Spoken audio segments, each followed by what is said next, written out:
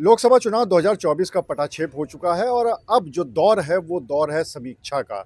सभी पार्टी अपनी-अपनी तरह से समीक्षा बैठकें कर रही हैं और उस समीक्षा बैठक में क्या निकल के आया है, ये भी उस पे विचार कर रहे हैं। इस समय हम लोग मौजूद हैं भाजपा के जो क्षेत्रीय अध्यक्ष हैं कानपुर बुंदेलखंड क्षेत्र के प्रकाश पाल जी, उनसे बात करते हैं कि आखिर बीजेपी के अंदर क्या चल रहा है?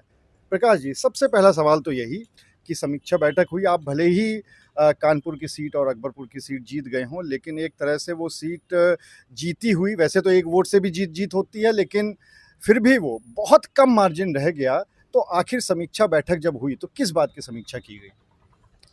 देखिए, चुनाव से पहले जब ये चुनाव अभियान शुरू हुआ था, तो पूरी पार्टी को हमारे ये लगता था कि हमारे लिए चुनाव कोई चुनौती है ही नहीं, क्योंकि 2014 में सभी दल अलग-अलग लड़े। केंद्र में कांग्रेस की सरकार थी, उत्तर प्रदेश में समाजवादी पार्टी की सरकार, और उन स्थितियों में हम 71 भाजपा और 2 अपने सहयोगी दलों के साथ 73 सीटें जीते हैं।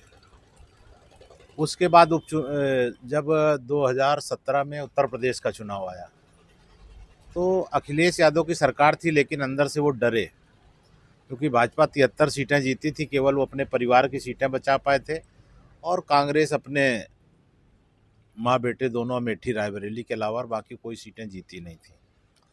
तो उन्होंने कांग्रेस के साथ गठबंधन किया और यूपी में बड़े ज़ोर शोर से आए। यूपी को ये 7 पसंद है और 2 लड़के हैं। उसके बाद भी हमने उत्तर प्रदेश में 403 सीटों में से 325 सीटें अपने गठबंधन साथियों के साथ जीती, जिसमें 312 भाजपा और 13 सीटें हमारे सहयोगी दल, 325 सीटें जीते। तो वो भी एक हमारे, फिर उसके बाद जब 2019 चुनाव आया, तो ये दल और भी डरे, और उसका परिणाम आपने देखा होगा कि बुआ बबुआ, जो उत्तर प्रदेश की राजनीति में 2 ऐसे ध्रुव थे कि जिनके कभी एक होने की लोग कल्पना भी नहीं कर सकते थे, सारे अपने पुराने सिकवे गिले भूलकर जो मायावती की जान और इज्जत के पर हमला करने वाले उन दलों के साथ उन्होंने भी समझौता किया। और लग रहा था तब सभी जो राजनीतिक विश्लेषक हैं, मीडिया जगत है, उनके सारे सर्वे यही चुनाव पूर्व बता रहे थे कि भारतीय जनता पार्टी 10 से 15 सीटें ही 19 में जीत सकती है। और उसके बाद भी परिणाम जब आए, तब 62 भारतीय जनता पार्टी और 2 हमारे सहयोगी दल 64 सीटें जीते। उसमें अखिलेश यादव उस गठबंधन के बाद भी अपनी पत्नी डिम्पल की सीट कन्नौज से, अपने एक भाई की सीट बदायूं से, अपने एक भाई की सीट फिरोजाबाद से नहीं बचा पाए। राहुल गांधी को बुआ बबुआ का दोनों का समर्थन था कि अमेठी में उनके खिलाफ कोई प्रत्याशी नहीं था। उसके बाद भी राहुल गांधी अपनी सीट अमेठी नहीं बचा पाए। पश्चिम में उस समय इनका गठबंधन जो पारिवारिक सीटें लोकदल की थी, चौधरी अजीत सिंह मुजफ्फरनगर से लड़ रहे थे और जयंत चौधरी बागपत से, वो भी अपनी सीटें नहीं बचा पाए। तो इस बार जो राहुल अखिलेश का गठबंधन था या इंडी गठबंधन था, जिनमें 2 ही दलों का उत्तर प्रदेश में कुछ था, बसपा अलग लड़ रही थी, तो कोई चुनाव पूर्व ऐसी स्थिति नहीं थी। लेकिन जब चुनाव परिणाम आए तो हमारी अपेक्षाओं के बहुत अलग परिणाम रहे। उत्तर प्रदेश में जो हमारी 64 की थी, उसमें हम बहुत कम सीटें, 33 सीटें ही रह पाए। तो ये जानने के लिए जब किया गया, जो हम लोग भी जा रहे हैं, तो इसमें इनकी भूमिका नहीं है उतनी, क्योंकि मोदी जी का नेतृत्व जिस तरह से दुनिया में बढ़ रहा था, तो तमाम अंतर्राष्ट्रीय शक्तियाँ जिनका समर्थन लेने के लिए बार बार राहुल गांधी विदेश जाते थे, और विदेश में ये रोना रोते थे झूठ का कि भारत में लोकतंत्र नहीं है, मेरा संसद की कार्रवाई में मेरा माइक बंद कर दिया था, जबकि आप सब लोग सजग पत्रकार हैं, सभी चैनल, कभी किसी भी चैनल ने भारत में ये नहीं प्रदर्शित किया, ना किसी कांग्रेस के प्रवक्ता ने या स्वयं राहुल गांधी ने भी भारत में ये बात नहीं बोली। विदेश में जाकर झूठा प्रोपोगंडा बनाते हैं और भारत विरोधी गतिविधियों के साथ गठबंधन करते हैं। 2023 में एक अमेरिका का सनकी धनी व्यापारी जॉर्ज सोरोस ने कहा था कि मैं भारत से मोदी सरकार हटाने के लिए $1 बिलियन खर्च करूंगा। $1 बिलियन का मतलब होता है कि अगर उसको आज की तारीख में रुपए में बदल दें तो 13,75,0543 सीटों का होता है। इतना तो जाड़ सोरेस का है। इसके अलावा मोदी के आने से जो चाइना ने पूरे कांग्रेस के 10 साल के 4 से 14 के बीच में पूरी भारतीय बाजारों पर अपना उसने आधिपत्य 60% कब्जा लगभग कर लिया था। आप होली दिवाली मनाते होंगे तो आप देखते थे कि गणेश लक्ष्मी दिए तक, पिचकारी मास्क तक सब चाइना के आते थे। सारे मोबाइल ऐप्स और बड़े बड़े प्रोजेक्ट चाइना के आ गए थे। कांग्रेस ने 2007 में राहुल गांधी ने चाइना के साथ गठबंधन करके व्यापारिक समझौते में पूरा का पूरा तंत्र उनको सौंप दिया था। मोदी के आने के बाद जो गलवान में उन्होंने दुस्साहस किया और उन्होंने WTO से उनको, वर्ल्ड ट्रेड ऑर्गेनाइजेशन की जो संधि होती है उसके तहत उनको बाहर किया, तो चाइना भी बौखलाया हुआ था। उसको गलवान में पीछे हटना पड़ा। भारत के कुछ सैनिक मारे गए, लेकिन चाइना आज तक नहीं बता पाया कि उनके कितने सैनिक उसमें मारे गए थे। इसका मतलब है कि उसके ज़्यादा मारे गए होंगे, कम होते तो ज़रूर वो प्रदर्शित करके दुनिया में अपनी वाहवाही लूटता। साथ में पाकिस्तान जो भारत में रोज़ कहीं बम विस्फोट करता था, नशे का कारोबार, नशीले पदार्थों की तस्करी, हथियारों की तस्करी, नकली नोटों की तस्करी, इस तरह से भारत में थी जैसे वहाँ कुटीर उद्योग इस तरह के चलते थे जो भारत में सप्लाई करके भारत की अर्थव्यवस्था भी खराब करते थे। मोदी के आने के बाद से उनका आतंक का कारोबार, नकली नोटों का कारोबार, नशे का कारोबार, इन सब पर प्रतिबंध लगा। और जो पाकिस्तान कभी कश्मीर मांगता था, आज वो भीख मांगने की कगार पर आ गया। तो उसने भी यहाँ जो उसके समर्थक अंदर बैठे हैं, वोट जिहादी, ऐसे दुनिया के वो तमाम देश जिनके कारण से जिन दुनिया में उनकी दादागिरी रहती थी, मोदी के आने के बाद से उनका प्रभाव घटा है। तो ऐसे तमाम लोग दुनिया में, उन सबसे मिलकर उन्होंने बड़ी फंडिंग किया। आप आज जो रिपोर्टें तमाम आ रही हैं कि किस तरीके से हेनरी लुइस फाउंडेशन, चाहे जॉर्ज सोरोस का फाउंडेशन, ऐसी तमाम संस्थाओं ने भारत में अलग अलग तरीक़ों से फंडिंग किया। बाहर पश्चिमी जगत का मीडिया, सोशल मीडिया ने बाहर से आके कैसे ध्रुव राठी जैसे लोगों को उन्होंने प्रोजेक्ट किया, उनको मीडिया और सोशल मीडिया बैकअप सपोर्ट दिया। और जो फर्जी नैरेटिव, क्योंकि राम मंदिर बनने के बाद जो हिंदुत्व का वातावरण बना था, उनको ये था कि कैसे हिंदुओं को जाति में बांटो, इसलिए जाति जनगणना का विषय, साथ में दलितों पिछड़ों का आरक्षण का झूठा प्रचार, संविधान बदलने का झूठा प्रचार, और साथ ही कांग्रेस किसी भी तरह सत्ता में इंडी गठबंधन के लोग आए, लोगों को ऐसे झूठे आश्वासन कि 8,500 रुपये हर महिला के खाते में पहुंचेंगे, वो जो खटाखट स्कीम बता रहे थे, सभी नौजवानों को रोजगार देने का, सभी के कर्जे माफ करने का, और ये सारी चीज़ की है जिससे भोली भाली जनता कुछ प्रभावित हुई और हमारी कुछ सीटें कम हुई हैं। प्रकाश जी, मत प्रतिशत कम हुआ। और आपने देखा होगा कि चुनाव के बाद अगले दिन से 5 जून से लोग बंगलौर और लखनऊ में वो उनके गारंटी कार्ड लेकर पहुंचे थे लेने के लिए, और उनको कैसे फटाफट भागना पड़ा। तो ये सारे ऐसे मुद्दे रहे। ये जो हम लोग समीक्षा करें तो ये चीज़ें कि विदेशी शक्तियों से मिलकर किस तरीके से वो भी हारे हैं इस चुनाव में, जो मोदी को हराने के लिए ठेका लिए थे दुनिया के लोग, और ये इंडी गठबंधन भी हारा है। हमारी सीटें कम हुई, जितने वो सब मिलकर नहीं जीते उतनी अकेले भाजपा की हैं, और हम अपने एनडीए गठबंधन के साथ पूर्ण बहुमत के साथ हैं।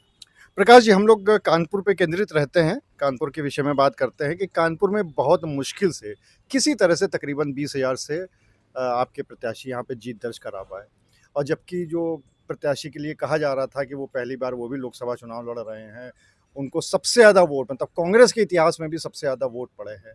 क्या कमी रह गई यहाँ पर? क्योंकि आप लोगों की अंदरूनी पार्टी की जो अंदरूनी खींचतान है, ये किसी से छिपी नहीं है, ये काफ़ी समय से चल रही है। देखिए, ऐसा इनका कोई प्रभाव नहीं। देखिए, जो नैरेटिव बनाया गया तो उसमें कोई कानपुर उसमें अलग थोड़ा है, पूरा उत्तर प्रदेश। हम तो आप ये बताएं कि कोई ऐसी सीट नहीं जो पिछले चुनाव में हम 2.5 लाख से जीते थे वो तक हम लोग हारे हैं। बनारस में भी हमारे वोट कम हुए पिछली बार की तुलना में। तो बड़ी फंडिंग किया और भोले भाले लोगों को प्रभावित करने की कोशिश हुई। और चूंकि दुनिया के तमाम जो अपने दादागिरी चलाते थे, जिनको मोदी जी के बढ़ते नेतृत्व से चाहे विश्व में बड़ी अर्थव्यवस्था बन रहा हो, भारत विकास कर रहा हो, तो जिनको हजम नहीं हो रहा था ये लोग उन देशों के साथ मिलकर जो षड्यंत्र चलाए, हालांकि हमारी सीटें कम हुई, लेकिन फिर भी भाजपा सबसे बड़े दल के रूप में और एनडीए पूर्ण बहुमत के रूप में आया। तो मैं तो यही कहूँगा कि अब जनता, हम लोग अब लगातार जा भी रहे हैं। आज 24 जून है। कल भारत में इंदिरा गांधी द्वारा लगाए गए आपातकाल सिर्फ इस बात के लिए कि इलाहाबाद हाई कोर्ट ने उनके चुनाव को अवैध घोषित कर दिया था, उन्होंने अनैतिक चीज़ों का प्रयोग किया था, कोर्ट ने किया था, और अपनी सरकार बनाए रखने के लिए किस तरह से कांग्रेस ने देश में लोकतंत्र को बंधक बनाया, न्यायपालिका को बंधक बनाया, मीडिया पर सेंसर लगाकर उनको बंधक बनाया, सारे विपक्षी दलों को बंधक बनाया। जो राहुल गांधी आज वो संविधान की किताब लिए घूम रहे हैं, पहले तो मैं उनसे कहूँगा उनके सहित पूरी कांग्रेस देश की जनता से माफ़ी मांगे। सोनिया राहुल गांधी छोटे रहे होंगे, लेकिन सोनिया गांधी उस समय बैठी थी, उनके पति थे, कभी आज तक नहीं मांगा। उनको देश के इतना बड़ा जो लोकतंत्र पर हमला किया था और मीडिया पर किया था, उनको माफ़ी मांगनी चाहिए। कल भारतीय जनता पार्टी उनको दिखाएगी कांग्रेस में कैसे कि केवल आपने संविधान पर किस तरह से हमला किया था अपनी सरकार बनाने रखने के लिए, और 21 महीने तक देश को बंधक बनाकर रखा, लाखों लोगों की हम नसबंदी कराई, जबरन समझिए कि मीडिया पर बंधक जो नहीं छाप रहा था उन सबको सेंसर, सबकी बिजली काटी गई, सब लोग आप जानते हो। इसी तरह से आज भी वही मानसिकता है। सत्ता में किसी भी तरह आओ, चाहे विदेशी शक्तियों से समझौता करना पड़े, चाहे जनता को झूठे आश्वासन देना पड़े, इंडी गठबंधन और कांग्रेस ने अभी मानसिकता त्यागी नहीं, वही आपातकाल वाली आज भी है। इसके साथ ही देश में चुनाव में किस तरह से लोगों को भड़काने का, फूट डालो राज करो के तहत बीच में नैरेटिव चला है उत्तर भारतीय और दक्षिण भारतीय का। तमाम जगह उन्होंने कहा कि चुनाव वाले दिन सड़कों पर, मतगणना वाले दिन सड़कों पर उतरो। किस तरह से ये लोकतंत्र पर इनको विश्वास नहीं, सारी संस्थाओं के ऊपर ये हमला करते हैं। आज भी कांग्रेस उसी मानसिकता की है, देश की जनता को समझना चाहिए। सीसामऊ सीट को लेके क्या तैयारी है? क्योंकि सीसामऊ सीट पे अब उपचुनाव होने वाले हैं और अभी समाजवादी पार्टी ने एक प्रस्ताव पास किया है कमेटी, जिला कमेटी ने, जिसमें उन्होंने इरफान सोलंकी की पत्नी का नाम प्रस्तावित किया है। आप लोगों की क्या तैयारी है? पिछले 22 साल से उस सीट पर सूखा पड़ा हुआ है आप लोगों के लिए। जी जी, देखिए, अभी चुनाव एक समाजवादी पार्टी के विधायक, जिन्होंने एक मुस्लिम समाज की ही महिला की संपत्ति को हड़पने के लिए उसके यहाँ आगजनी और जिस तरह से किया था, न्यायालय ने उनको सजा दिया। तो समाजवादी पार्टी पहले तो उन अत्याचारी लोगों के साथ खड़ी है, उन्हीं के परिवार को पोषित करना चाहती है, देश की जनता को ये। और हम लोग, ये सही है कि हम कई चुनाव, 3-4 चुनाव लगातार वहाँ हारे हैं। इस बार अभी हम लोग चुनाव के बाद जल्द ही हम अपने कार्यकर्ताओं के साथ बैठक करके चुनाव की तैयारियों की शुरुआत करेंगे, और प्रत्याशी हमारा केंद्रीय नेतृत्व, कोई न कोई पर्यवेक्षक आएगा जो नीचे कार्यकर्ता और से जनता के बीच सर्वे करके नाम तलाशा जाएगा, और पार्टी नेतृत्व जिसको टिकट देगा उसको हम लोग पूरा जी जान लगाकर हम लोग अब की बार जीतें। चूँकि ये हमारे लिए मुद्दा होगा कि समाजवादी पार्टी, कोई हमने नहीं, एक महिला ने, और मुस्लिम महिला ने, बेचारी निराश्रित वृद्ध, और उसकी संपत्ति पर कब्जा, ऐसे कब्जेदार करने वाले, दंगा करने वाले, आगजनी करने वाले, लोगों को प्रताड़ित करने वाले उस परिवार को अगर कहाँ समाजवादी पार्टी महत्व देती है, तो ये उनका चरित्र सामने आया कि जो स्वभाव है वो कोई उनका भी नहीं बदला है। तो इस चीज़ को हम लेकर मुद्दा भी हम लोग यही बनाएंगे। ये कोई ऐसा नहीं कि उपचुनाव होता है या किसी का निधन हो जाता है, ये निधन नहीं है, ये केवल कैसे संपत्ति अर्जित कर जाए, धनवान बनने का जो कब्जा करने का जो प्रवृत्ति है, उसके कारण से खाली हुई सीट है। पहले तो खाली क्यों हुई, इसको हम मुद्दा बनाएंगे। आला कमान के आप लोग हमेशा नाम ले लेते हैं प्रकाश जी, कोई भी पार्टी होती कहती है आला कमान जैसा तय करेगा, लेकिन रिपोर्ट तो देखिए नीचे से ही जाती है।